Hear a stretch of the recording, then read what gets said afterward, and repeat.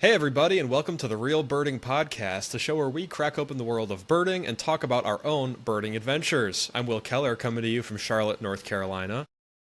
Hey everybody, I am Caleb Putnam in Grand Rapids, Michigan. This week we are dealing with a little bit of technical difficulties. Our normal recording software is down, so we are experimenting with something else. So if we are missing some features that you might be looking for from our previous episode, sorry about that. I'm sure we'll be back next week. That means we are not going to have our bird quiz or our classic intro video, which I'm sure you guys are all going to miss very much. But regardless, this week we are talking about something that is kind of old news in the world of birding, but still very, very fun. There's going to be a series of birds that are renamed. And these are birds that many people are very familiar with. Caleb, do you have any thoughts on this? Well, I mean, it's been the kind of the talk of North American birds for, I don't know, probably pushing a year now. Pretty controversial, strong opinions pro-changing, strong opinions anti-changing, and kind of a controversial discussion and decisions were made. But in any event, we don't want to get into that stuff. We want to talk about the fun stuff about where we go from here. And what we're gonna take a number of these species that are either renamed already or are in the process and basically shoot the breeze as a couple of birders on them with, I don't know about you, Will, but I don't consider myself fully versed in the history, the people involved in these eponymous names. I know a little bit, but I don't know that much. I just have reactions to it as a birder, I'd say. You know what I mean? Like just because I'm familiar with the species in the field. How about you? Yeah, I mean, personally, it's such a fun thing for birders. Like, when is the last time when, dozens of birds got to be renamed and theoretically birders like you and me might have some say? Like, okay, so let's give a little bit of background here. This is the AOS, the American Ornithological Society, that has made this decision. Am I right on that? Yeah, the checklist committee of the AOS, I believe. Right. So to give a little bit of background, basically the AOS is a pretty large governing body in the world of birding, especially North American birding. And they do things like they figure out what species get to be counted as proper wild birds that are countable for birders like you and me. So things like escaped birds might not be on the AOS checklist. So like budgerigars or chuckers, these things may be escaped, but might not be wild in certain areas, and they may be wild in other areas and reproducing. It all gets very very complicated, and it's not the point. But basically, the AOS came to the conclusion that birds that are named after people, those names are going to be phased out, and they're going to be replaced with names that more reflect either morphology or natural history or ecology of the actual species, which I think no matter what the motivation is, if you think that the, sort of quote unquote woke motivations are not, if you're not a fan of that, I don't think it's really the point of this episode, because either way, it's fun to be able to think of new names that actually reflect how these birds behave and are in the wild. Sorry. Yeah, and honestly, when have we even been a part of? I don't remember being a part of this type of changes in the past, and we do have opinions on what would be great names moving forward. Like it's just a fun topic. I mean, it's a lot of change at once, though. I mean, what is the total number of name changes coming? Like 100? It's way over 100, right? It's like 130 or 100, something like that. I don't know off the top of my head. I think they announced basically a couple dozen that they're going to start with, and then they're going to go from there and see how it goes. Right. But it's going to be a lot. It's not going to be like 10 to 30 or whatever. It's going to be, I'm pretty sure about this, be well over 100 birds. Right. So that's an interesting opportunity in and of itself.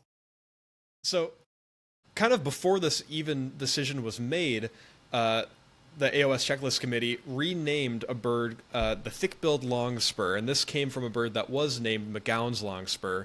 And McGowan's longspur was named after a guy named something something McCown, who was like a Confederate general, somebody who most people would think maybe we shouldn't honor this guy with a bird name. But what do you know about this bird? What's your experience with thick-billed longspur? Well, actually, it's funny you mention that one because I lived in Montana for 4 years from 1999 to 2003. and made several forays out into eastern Montana and the prairies where you can find these. Always a very uncommon species up there. Really hard to find. You have to go to the exact right spot in season, and sometimes it takes a little bit of luck to get on it too. But such an enigmatic, weird bird. They like to be in these areas in the shortgrass prairie where there's like bare dirt. Unlike chestnut collards, longspur, and things like Sprague's pipit, these guys, they're literally looking for like bare dirt patches in the prairie. And anytime you ever saw one, it was a really great day. You know, by the time the fall came around and they start flocking up and getting ready to migrate to Colorado or Texas, you can still find them, but now they're out in like random cornfields and you cannot get close to these things. They're super skittish.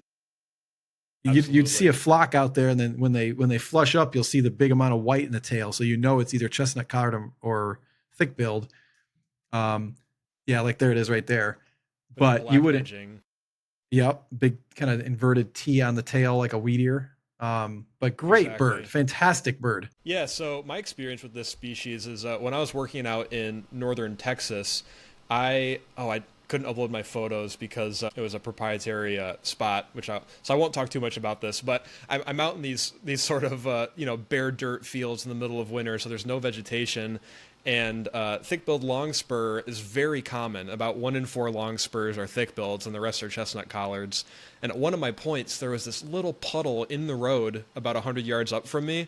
And throughout the entire survey, both species of longspurs would come in and get water, so I was able to crawl up on my belly and get some decent photos of these birds. So that was really, really fun. That's yet another example of how different Texas in the South in general is from what you experience in other areas of these birds' ranges. Because I think getting close to these things would require a blind in Montana, and you'd have to get out on the private land. You'd need the landowner's permission. Like, it would be just what you're describing is not really a thing up there, as far as I know. I believe it. Changing directions hugely from a longspur, Sargasso shearwater, which many people will still know as Audubon shearwater. This is a super recent name change that just came within the last, definitely within the last year, if not just a few months ago. What's your experience with Sargasso shearwater? Actually, before we go to Sargasso, can we close the loop with one other question? Would you mind? Oh, yeah, go ahead. So, what would you like? Do you like the name thick-billed longspur, and would you like to have seen a different name for it? Okay, so yeah, people. I'll share the screen for another second so that people can see the bird, because it's important when you're talking about renaming a bird. It's a really distinctive-looking bird. You might not be able to tell just from looking at this because it's a little bit nondescript, but it's got this black chest. It's got the rufous in the greater coverts. That's the greater coverts, right? Lesser coverts. Median and lesser. Okay. The bay patch, yeah. I couldn't have been more wrong. So it's actually, talk to me. I'm an avian anatomist, Will. You know this. Yeah, right. I don't know. What else would I have named it? I mean, honestly, especially because these female birds are a lot less distinctive, the thick bill is actually a really good feature on these birds, because I'll pull up a confusion species, especially in the wintertime. But the other female longspurs, like chestnut collar longspurs, the females look pretty similar, but they lack the really big, thick, cone-shaped bill. So I actually like this name. What do you think? You know, I completely agree that the name is effective, and it's something that's real about the bird, that it's not like it's coming out of nowhere. It is good at what it does. But I tell you what, man, I would have loved to have seen this thing called like bay-winged longspur. That was for sure my choice, because it's just such a distinctive and unique looking feature about it, and so pretty. I mean, the thing is just gorgeous. You could have also done something like with the tail with all the white in it. I don't know. Yeah. You know, I'd have to think carefully about exactly how you'd word that, but I just thought that it had such evocative colors and patterns on it that it was a shame not to take advantage of those. You know? Yeah.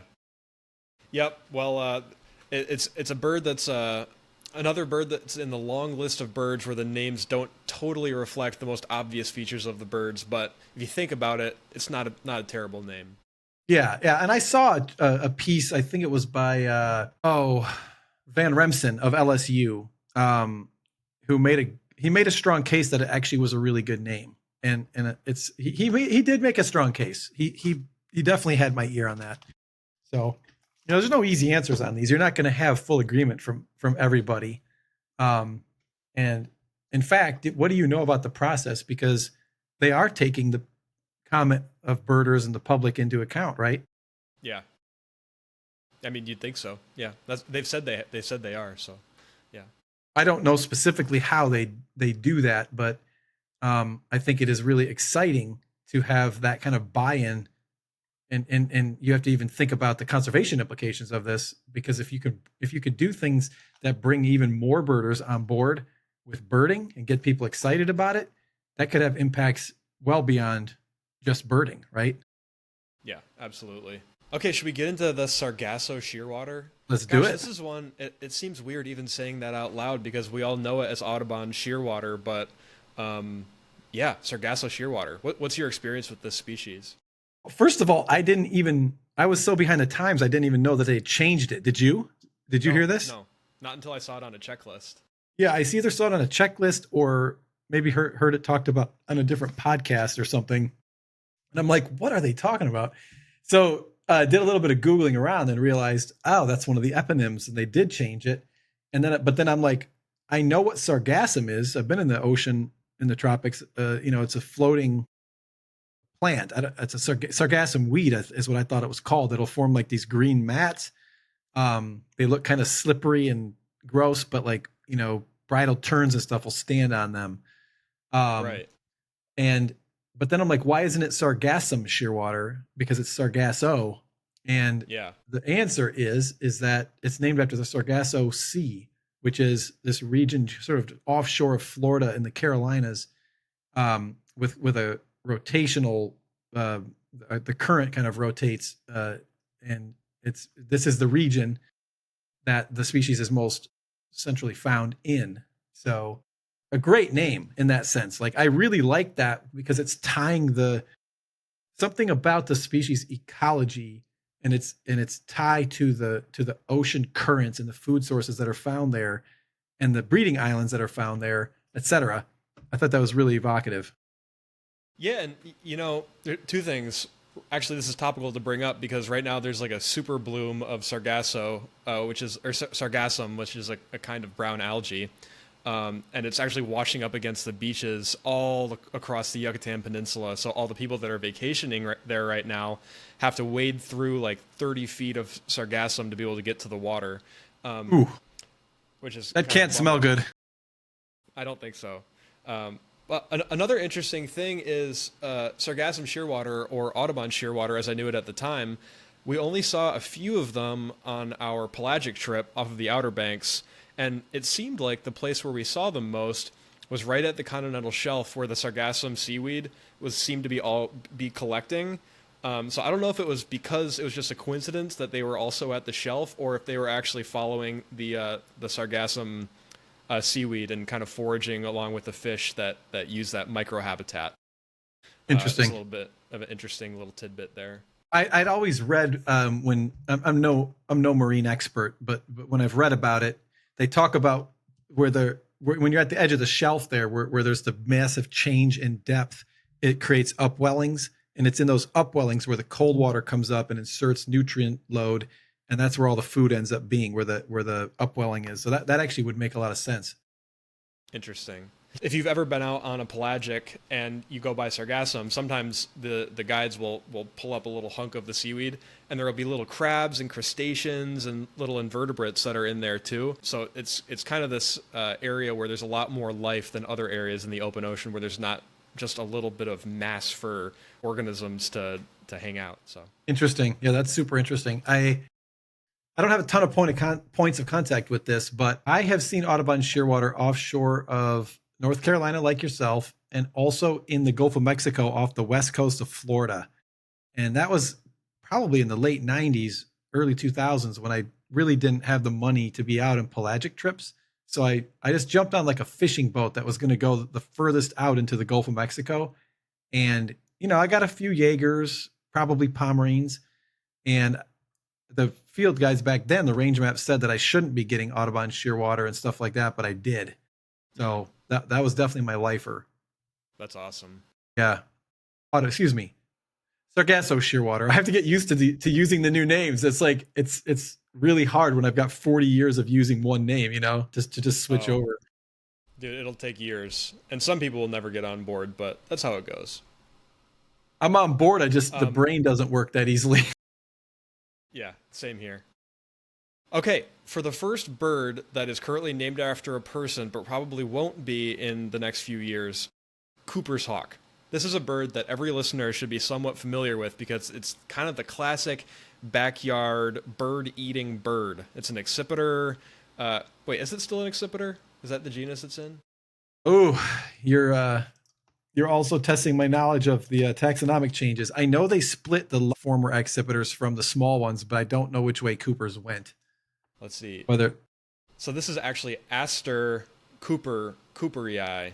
There we go. So, yeah, that's what the name of this bird is. So it's a big accipiter, apparently. Yeah. Yeah. So I'll share my screen here so that people can see what bird we're talking about.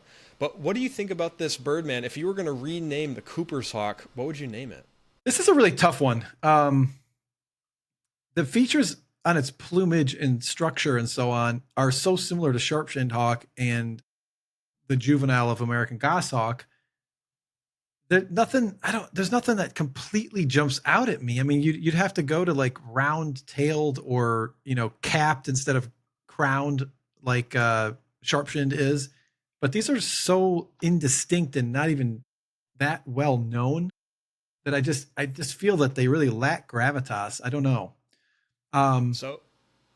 For me, the best name I've heard thrown out for this species would be black-capped hawk, because that actually is a very good way to tell apart, like you just said, Cooper's hawk from sharp-shinned hawk with the black cap versus the black wrapping around the sort of crown and nape on sharp-shinned hawk.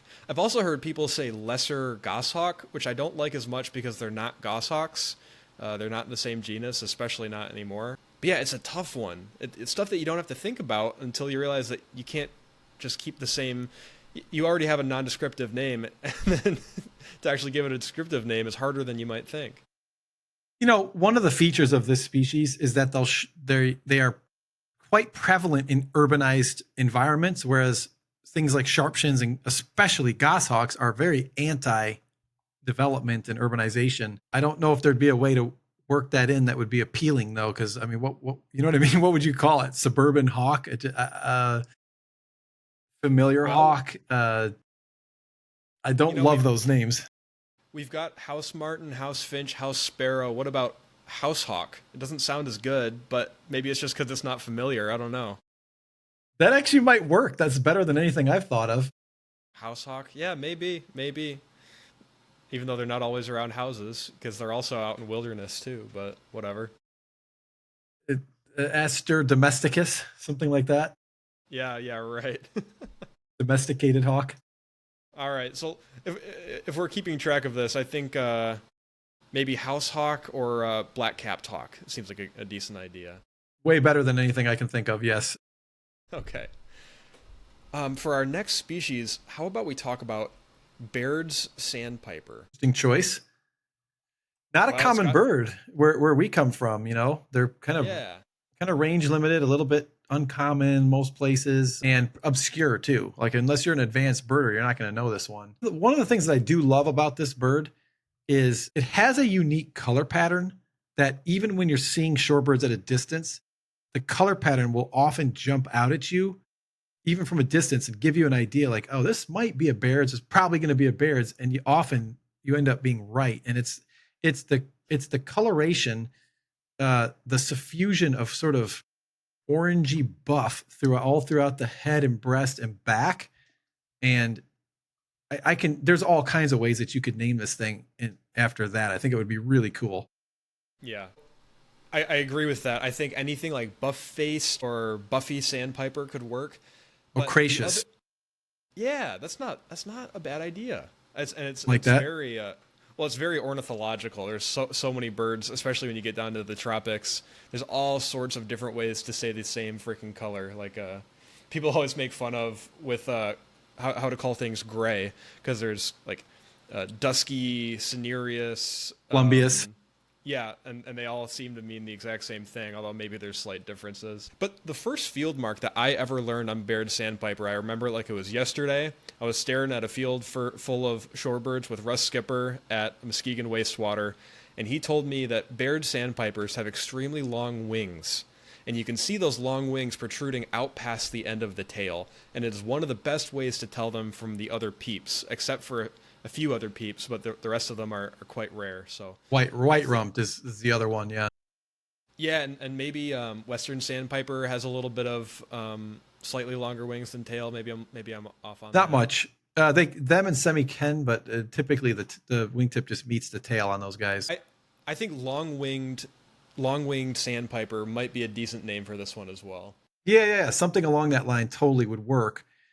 I want to draw your attention to one other factoid about these that kind of blew my mind. So when I lived in the Rockies out in Montana, many times I ended up during late summer, early fall migration at montane lakes in places like Colorado, where you're up at like 12,000 feet and struggling to breathe. And then there's like this montane lake. If you hike around these lakes in September, there is only one migratory Arctic shorebird present on them. Do you know this? Blew my mind. And it's Baird's. It's the only one that normally stops at these high elevation lakes in the Rockies. I don't know if it's because the other species just avoid the high elevation altogether and just go either, into the valley bottoms, or if there's something more specific going on there. Maybe it's in some way related to what's going on in the Arctic. I just have no idea. But that little twist of its ecology could be incorporated. You could call it like montane sandpiper, or it's just the problem is that's such a short period of its life cycle that to name it after that is a little bit weak. But it's also so cool that it's got that extremely weird behavior. Yeah, I like that. So we've got it between long-winged, ocracious, and montane sandpiper. Buffy or buffy-headed, something like that. Yeah, buff-chested. Yeah. I like it. Okay, let's go and talk about another group of buffy-colored birds. Two birds that are somewhat closely related, the LeConte sparrow and the Nelson sparrow, and I'll start with the LeConte sparrow. So, LeConte sparrow, is this not one of the... I mean, if you're a sparrow fan, which not a ton of birders really love sparrows, even they're not my favorite group, but you got to look at this bird and just go, wow, are you kidding me? Look at the color. I couldn't agree more. And I've always had a predilection for the difficult to identify stuff. Maybe where you don't have bright color patterns and bold field marks that are popping out at you. You have to get into the minutia. So I gravitate toward them anyway. But even with that said, these actually are really gorgeous if you get them up close. Like if you look carefully in the nape of this bird, it's like gray with these like pinkish or salmon colored streaks in there. Mm-hmm. And then next to that, you've got the kind of ocracious is actually a perfect word for these two, are golden, like that. You've got this golden face, and then just rich chestnuts and like scalloping and scales in the back, and in the greater coverts of the wing. It's actually a really subtly gorgeous bird if you get it up close. Yeah, and the black, the postocular stripe, and the sort of superciliary, or I guess the stripes going from the crown and forward. Yeah, it's just it's a real stunner. And it's rare too. This is a bird that's like super strongly desired almost everywhere, even on its breeding grounds. I think it's usually pretty tough to get. It's very localized, that's for sure. We have to for sure call out the fact that these guys like to nest in like wet meadows and sedge meadows, stuff like that. That has to be a contender for the name in some kind of way. Yeah. You could even call it sedge sparrow, right? I mean, that's got a nice ring to it. It's ecological. I like is that alliteration, whatever that is, when the words sound good together, Yeah, sedge sparrow. I like that. I do think it might cause a civil war if we didn't name this bird after its appearance, though, because it's got to be the most beautiful of our sparrows in North America. Don't you agree? That's a strong statement, but it's definitely a contender. I will give you that. I mean, Nelson's is another good one to contend for that spot too, So admittedly. this is a problem. So I'll pull up Nelson sparrow because what you want to do is you want to call this bird like orange face sparrow, but the problem is it's not the only orange face sparrow because we have the Right, Nelson sparrow. right, right. You also have to throw in saltmarsh sparrow, which was split from Nelson's at some point. So this is a really good point. So Nelson sparrow is it's another really pretty bird, not quite as striking in my opinion as LeConte sparrow, but somewhat similar behaviors actually. They both kind of prefer these wet, grassy areas. Maybe Nelson sparrow prefers it a little bit wetter. Let's just say if we're gonna a little bit of background. Okay, saltmarsh sparrow was split from Nelson sparrow. They used to be called Nelson's sharp-tailed sparrow. Do I have that correct? Okay, this is all a little bit before my time, so it's a little bit wiggy. But saltmarsh sparrow is a good name for this bird. So it seems like if you were going to rename Nelson sparrow, you would rename it something that's kind of analogous to saltmarsh sparrow. So you might call it marsh sparrow, or instead of saltmarsh, like freshwater marsh sparrow or something. I don't Yeah, know. yeah. Well, it's tricky too because you've got a group of them breeding on Hudson Bay or James Bay, and then I think that's in like yellow rail habitat, like sedge meadow, I believe. And then as you come down to the northern Great Plains population, which is the one I'm familiar with from Montana, and that is more common as a migrant through, Michigan and Illinois and so on, is in almost a cattail edge and sedge meadow edge. It's a little bit more cattaily, I think, in the northern plains what they use. Um, Interesting. but I definitely agree with you. The there's like a grassy, wet meadow element to it. How about this, Will? What about the fact that when this thing sings, it sounds like an egg hitting a hot frying pan? How about the Mm. sizzling sparrow? Oh my gosh, that's actually a really good one. A little bit playful and fun. I kind of like that. It's almost like in the vein of some of the like the hummingbirds from the Andes, like shining hill star, sizzling sunbeam. you know? Love it. Yeah. All right. That's So of all the things I know about the bird, that might be the most evocative is the way that it sounds because it's so weird. It's so different than anything else. Maybe hissing sparrow. yeah. That's kind So of ugly okay. sounding, but So I like for Nelson sparrow, we might call it hissing sparrow, and for LeConte sparrow, we'll either call it like orange face sparrow or sedge sparrow. Should we love leave it it. there? Yep, done. All right, excellent. Let's talk about one more bird, and it will be the Swainson's hawk. Ooh, good one. I don't know about you, but this is just one of my favorite raptors of all time. Maybe because it's kind of like the holy grail of raptors to find in Michigan because they're so stinking rare, and you can only get them as migrants for a few days out of the year is when they're passing through. But this is like the classic Western buteo, barring red-tailed hawk. This is the other buteo that you get out west, and I don't know about you, but they're just so freaking cool.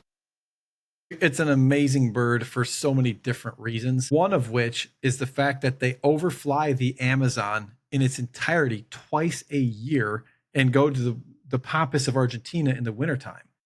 So they got to be spending at least as much time in the pampas as they're spending in North America. So one wonders about the name pampas hawk. And it's not Oh, Pompous. That's the only problem with it. It makes it sound like the bird has an attitude, but the Pampas hawk. I like that. One other little thing that you might do with relation to its breeding grounds is if you look at the relationship between broad-winged hawk and Swainson's hawk, they kind of replace each other on the breeding grounds. So in the sort of like eastern forest, you get breeding broad-winged hawks all the way up into the boreal zone, and then you just switch that, and in the west you get Swainson's hawk nesting in lone trees in the Great Plains and in the Rocky Mountains, and then all the way up into the sort of nearly the boreal zone there. But I think they like more wide open areas compared to forests. So it could just be called the Western hawk. Yes. Although it's not as fun, but No, but it's very accurate, at least in the North American side of things. Um, how should we decide whether a bird's named after the breeding habits or breeding distribution or the winter? Because it's kind of favoritism a bit, right? We like we've talked about in the past for all the neotropical songbirds that come up here. Most of them spend a lot more time of the year down there than they do up here. I think the hawk might be. I have to run the math on this, but they show up in the U.S. as early as March, and they're still there as late as October. So that's 7 months. It might be half of one, Six dozen the other. 6 dozen of the other. Yes, and you get my point. It's not Yeah. entirely clear how to fairly allot these, and not just be favoring us because that's where we observe them. Yeah.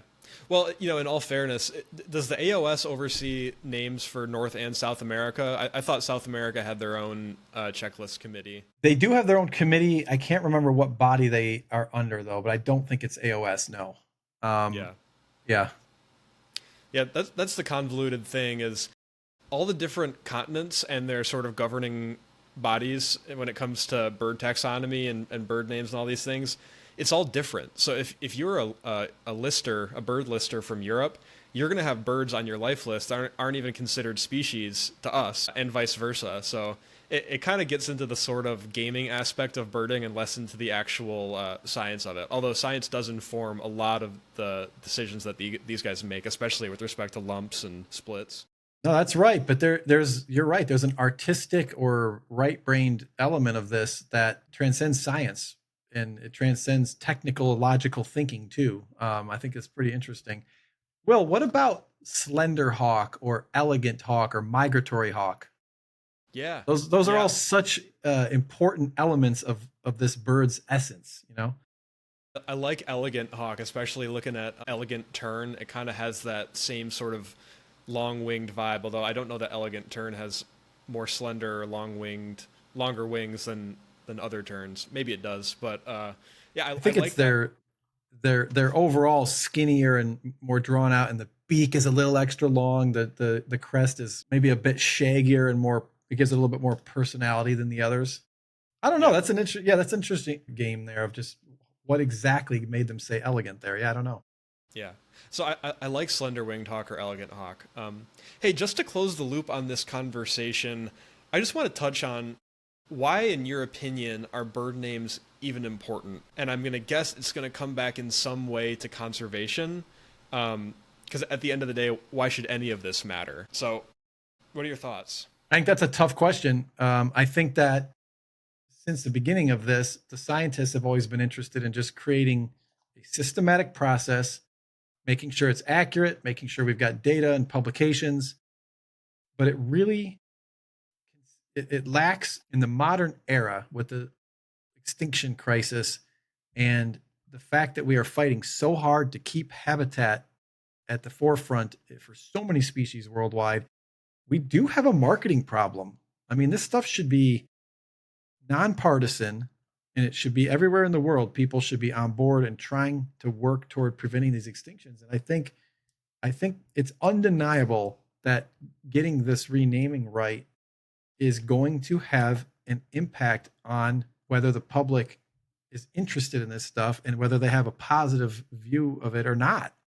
And so I do think it's a bit of pressure to make sure we get it right, but it's also a really neat opportunity to take into account other things than just logic and science in naming them. It's fun. It's exciting, especially if you can take people's opinions into account. Maybe ask them, well, what do you think?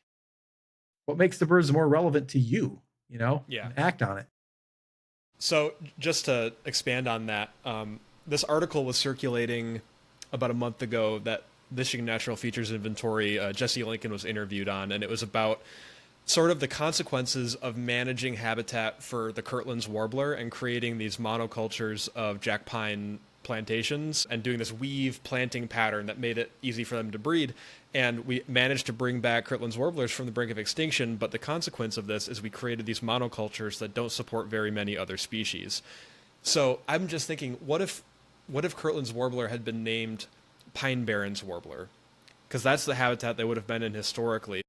Is it possible that it would have been easier to fund conservation measures for red pine barrens, which would have had a jack pine understory, and that way we could have saved jack pine warbler along with all of its sort of compatriots that inhabited that biome, which now is very, very rare in Michigan, even in the areas where Kirtland's warblers are currently inhabiting. What do you think about that? It's very interesting. It's thought provoking. I don't know.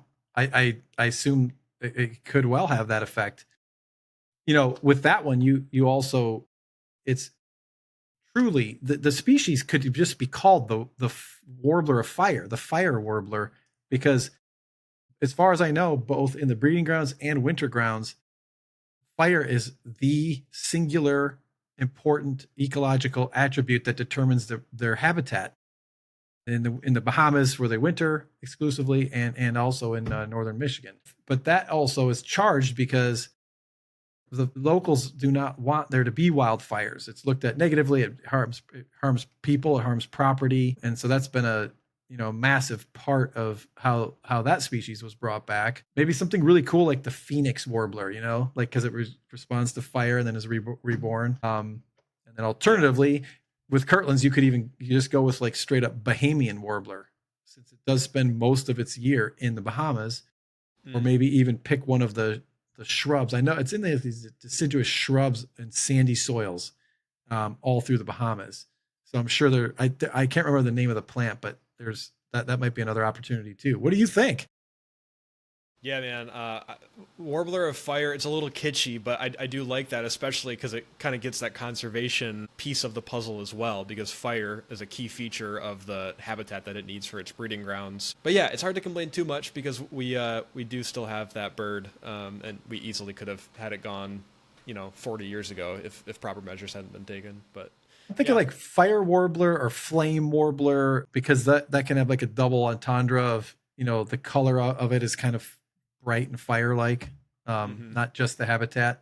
I don't know. They're going to have to get creative with this. I mean, jack pine warbler, right? That's the Journal of Michigan Audubon. Like that one's, I'm sure a lot of people are going to be mad if they don't call it that, JPW. And they probably will, which I would be happy with. I don't think it maximizes what you could accomplish, because you could call it Pine Barrens Warbler, and even more accurately and more fully encompassing describe its natural history. But again, it's hard to complain because there's a lot of really cool names that this bird could be called. Absolutely. And that's the case, I would argue, for probably all of these. It's going to have to be a process of really thinking all of the possibilities through and trying to arrive at something that most people will have a positive view of. I don't really envy the task, to be perfectly frank. I feel like if I was on that committee, I'd be mostly dreading that lots of people are probably not going to like what we do. Well, and they won't at the beginning, but just like all the name changes that happened 20 years ago, like long-tailed duck, I don't even think nobody probably thinks about it anymore. The only people that I hear say its original name, which I won't say on the podcast now because it's definitely controversial and very offensive, but the only people that I hear say it now are people that probably aren't even aware that its name was ever changed. So I think the marketing has been pretty good on that. Right. You're right. The familiarity eventually will just take over. But, I hope that the names really bring out something evocative for people that is interesting and attracts them to birding. It's kind of like when I was a kid and I discovered that there was a bird called the flame-colored tanager, even though I hadn't been to Mexico to see it. You just want to see that thing. The name is just so cool sounding. Emerald tanager, marvelous spatule tail, the hummingbird in Peru with the insane tail feathers. And so you just want to see it because of how cool it sounds. Shining sunbeam. Like, give me a break. Yeah, exactly. Yeah, absolutely. Well, Caleb, I think we've done it. Should we wrap it up here? Let's do it. All right. Thank you, everybody, so much for tuning into this episode of the Real Birding Podcast. We really appreciate it. We are still young in our podcasting careers, and we are still hoping to keep growing this channel. So like, share, and subscribe. If you know anybody that would like to watch this episode, please send them this video, and we can get another view and maybe even another subscriber. That would be amazing. If you have any ideas for bird names that we mentioned in this episode or did not mention in this episode, drop them in the comments. And otherwise, see you next week. We'll see you next week, everybody. And a big shout out and thank you to all of our listeners who have been with us the 14 weeks that we have now been at this. And we're looking forward to years and years more of this content. So thanks for being there with us. We'll see you next week. Peace.